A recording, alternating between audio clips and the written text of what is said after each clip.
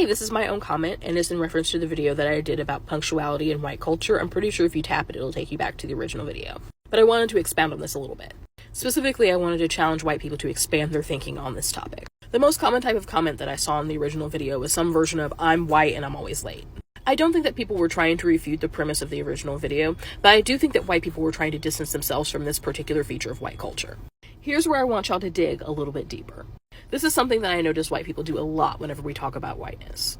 There's an acknowledgement that a certain type of whiteness exists, but also an attempt to say, oh no, I'm not that type of white person. Here's the problem with that. A lot of times whenever you try to distance yourself from an aspect of whiteness, you're actually reinforcing that aspect of whiteness. So going back to the original example, when you say that you're late, you're still operating under dominant culture constructs of time and punctuality. You're still being white about it. Here's what you missed. There are people who view the world very differently from you. And so you have to train your brain to be able to see things from a different perspective.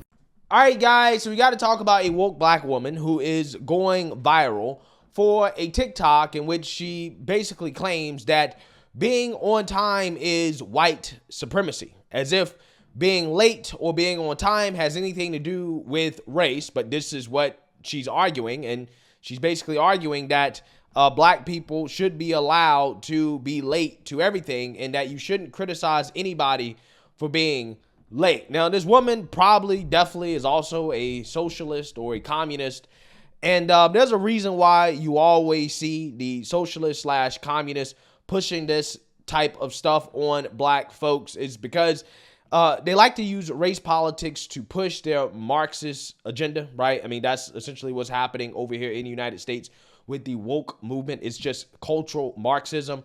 So I want to talk about it, okay? And I want to go ahead and play the video in which she explained how she showed up to Thanksgiving dinner late with her white husband and how she was so shocked and surprised that her husband's white family had already started eating dinner before they got there because they were late. Take a look.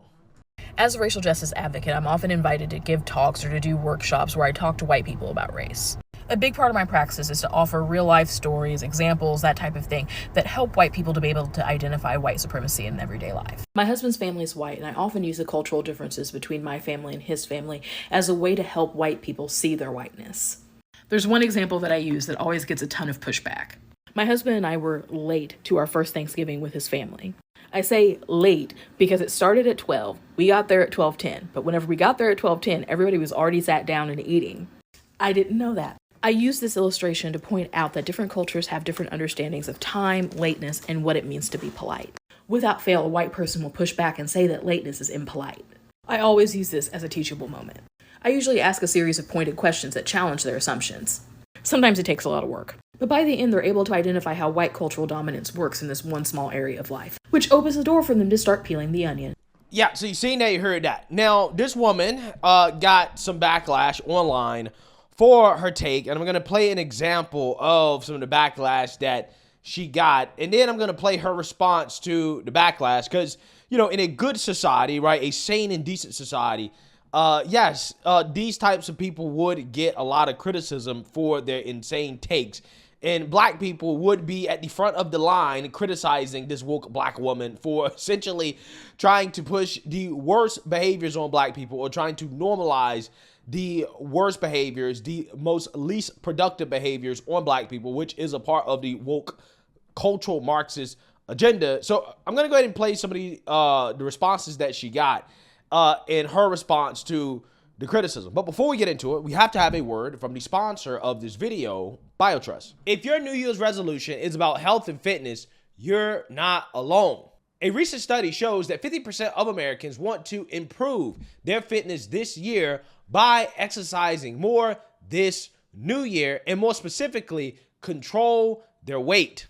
What most people forget, though, is that weight is more easily controlled in the kitchen and not the gym. That is why myself and thousands of others are starting to use this amazing supplement to help control their weight. It helps control appetite, manage excess weight, reduce fat, control cravings, and increase energy by using unique science-backed ingredients formulated for reducing body weight. The super nutrients inside help reduce fat mass and weight circumference, while also increasing lean body mass, all of which is helping countless people reach their New Year's goals. Try it today for a whopping 51% off this New Year's. Plus, receive free VIP live health and fitness coaching for life, 2 free new ebooks titled Top 10 Foods That Burn Belly Fat and Top 8 Exercises to Reduce Belly Fat, a 60-day satisfaction guarantee, and free shipping. Order this today before the offer ends by going to trimwithpatriot.com. That's trimwithpatriot.com. Without fail, a white person will push back and say that lateness is impolite. I always use this as a teachable moment. I usually ask a series of pointed questions that challenge their assumptions. By the end, they're able to identify how white cultural dominance works in this one small area of life, which opens the door for them to start peeling the onion. Yeah, somebody's definitely peeling onions, because everything I just heard stinks. I would just love to see the evidence for how punctuality was invented by white people. Being on time is not exclusive to white people, and being late is not exclusive to black people. It's called not being a narcissist and acknowledging, observing, as well as respecting someone else's time. You know, black time isn't a real thing, right?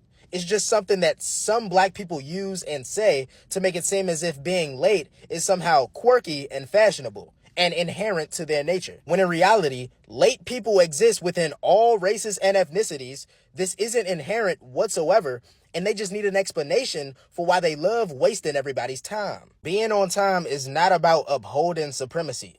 It's about respect and being socially aware enough to acknowledge those around you. But if you want to make the argument that white people have a monopoly on respect and human decency, go ahead, I guess. Peep this. So 6 months ago, I made this video talking about the aspect of white culture that I get the most pushback on whenever I do anti-racism workshops.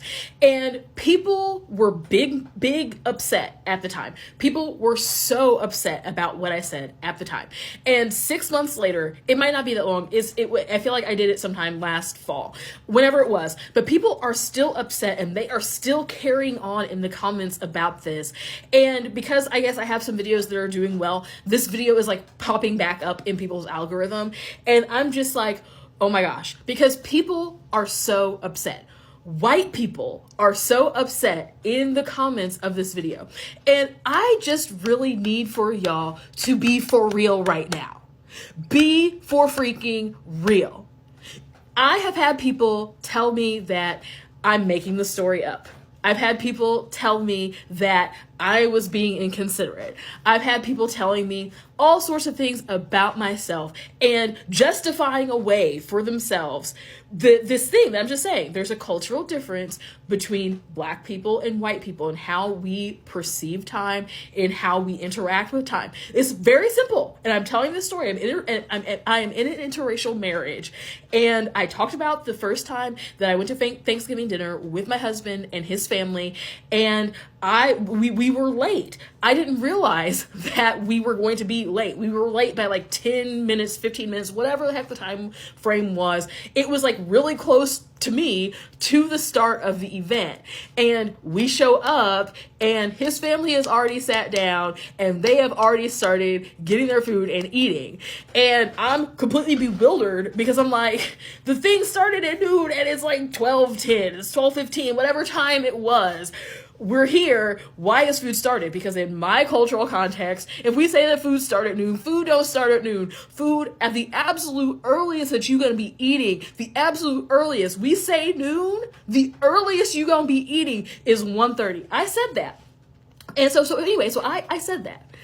I made a cultural faux pas because I didn't know what was going on. And so I said that this is that example is something that gets so much pushback from white people. So what happens in the comments?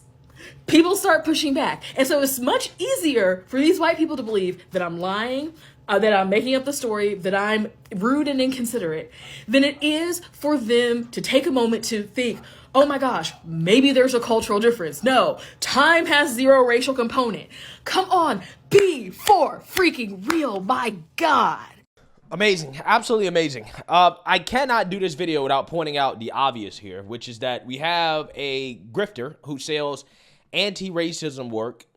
She's more than likely a socialist or a communist, but yet she is participating in the capitalism of selling anti-racist ideology to white people, aka anti-white racism.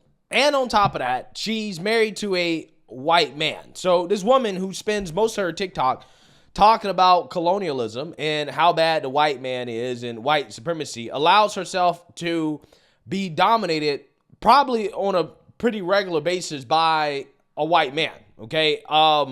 Amazing stuff, right? The woke revolutionaries seem to love the great white pipe more than anybody. Okay. Where there's a so-called person of color, especially a woman, a woke revolutionary, best believe there is a white man establishing supremacy over them in the bedroom, right? That seems to be kind of how this works a vast majority of the time, right? Like, for example, ask Ketanji Brown Jackson in Corinne John Pierre's case, a white woman, or used to be, I think she actually separated.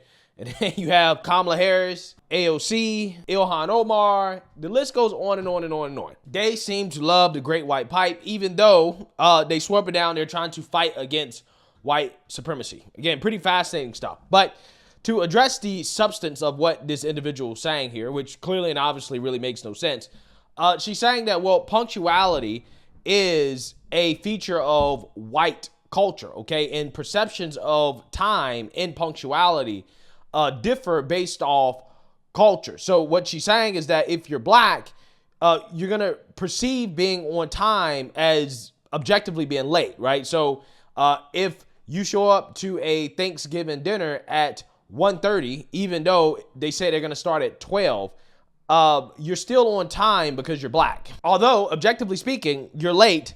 However, because you're black, okay, apparently that means that you are on time because your awareness of time is different based off your skin color, right? Than the white man who, if they show up, 10 minutes late, or if they show up at 1:30 or hour and 30 minutes late, like, to them, they're going to consider that to be impolite, right? That's a bad thing.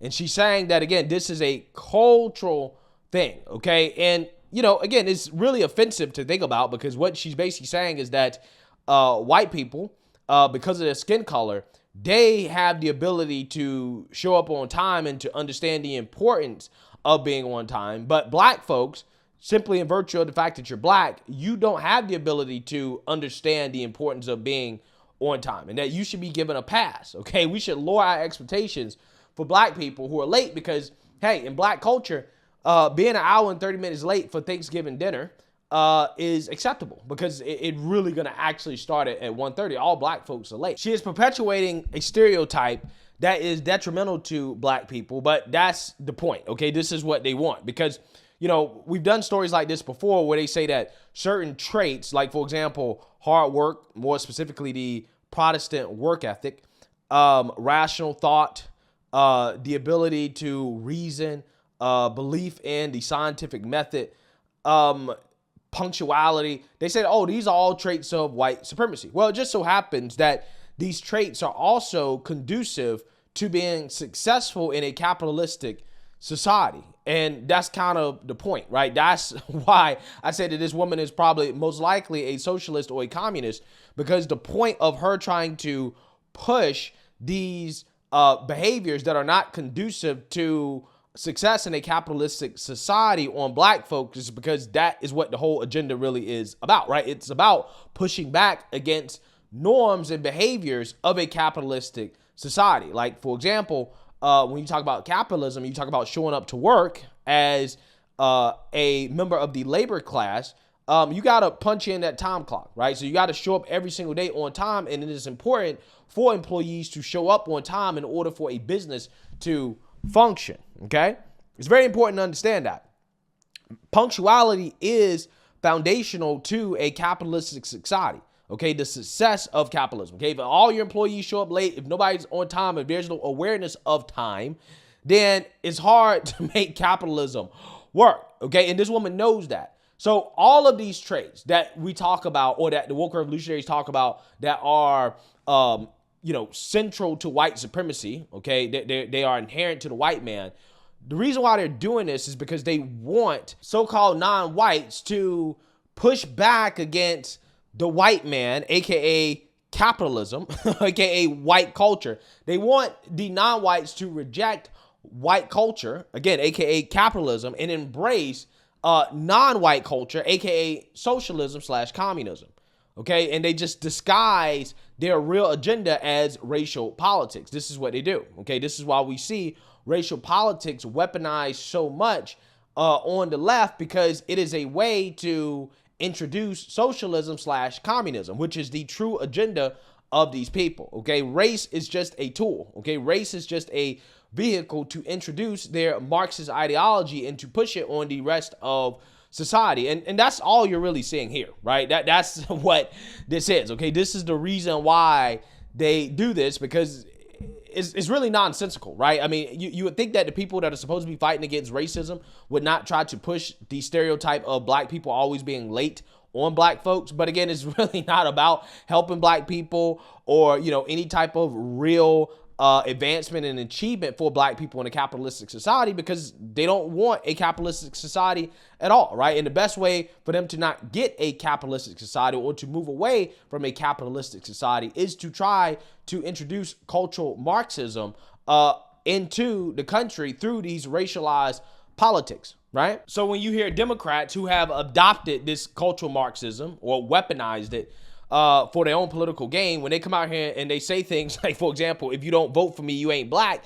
Basically what they're saying is that, well, if you don't reject capitalism, okay, aka the conservative man, if you don't reject the white man, then, you know, you ain't actually really black, right? Only way to actually really be black is to be a Democrat or to be progressive or to be liberal, okay, aka to push society towards socialism / communism, okay, because that ultimately is the end goal. That is what the agenda is, and that is why you see race be weaponized the way that it is. So let me know what you guys think. Make sure you like, comment, and subscribe. Most importantly, share a Black conservative perspective. Peace.